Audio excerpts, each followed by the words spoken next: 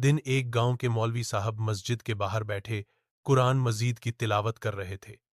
उनके चेहरे पर सुकून और आंखों में नूर था।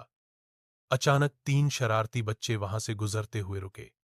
उनमें से एक ने शरारत से कहा, चलो देखते हैं ये मौलवी साहब कितने अक्लमंद हैं। वह मौलवी साहब के करीब आए और एक बच्चा आगे बढ़कर बोला, मौलवी साहब, एक सवाल है। अगर आपने सही जवाब दिया तो मानेंगे कि आप वाकई दाना हैं। मौलवी साहब ने मुस्कुराकर कहा, पूछो बेटा।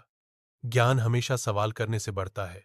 पहला बच्चा बोला, अगर तीन पक्षी एक पेड़ पर बैठे हों और मैं एक को तीर मार दूं तो कितने रह जाएंगे? मौलवी साहब ने जवाब दिया, बेटा, एक पक्षी तो तीर लगने से गिरेगा, बाकी दो डरकर उड़ जाएंगे तो पेड़ पर कोई नहीं रहेगा। बच्चा खुशी से बोला, बिल्कुल सही, हम तो सोच रहे थे कि दो रह जाएंगे, मगर आपने तो हमें सही समझाया।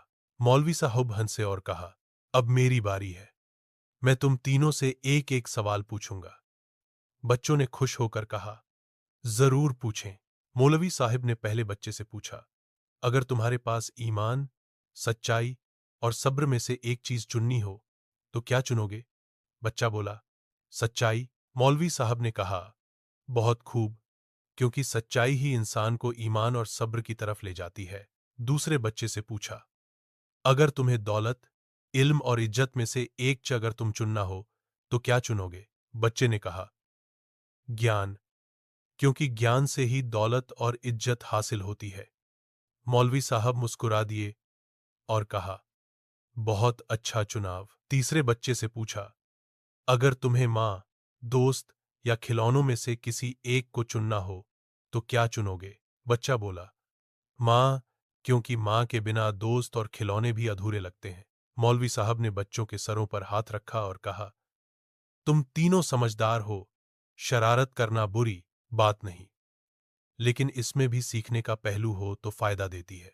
तीनों बच्चे शर्मिंदा हो गए और बोले, मौलवी साहब, हम आइंदा आपसे सीखने आया करेंगे। मौलवी साहब ने कहा, दरवाजा इल्म का सबके लिए खुला है, बस नियत।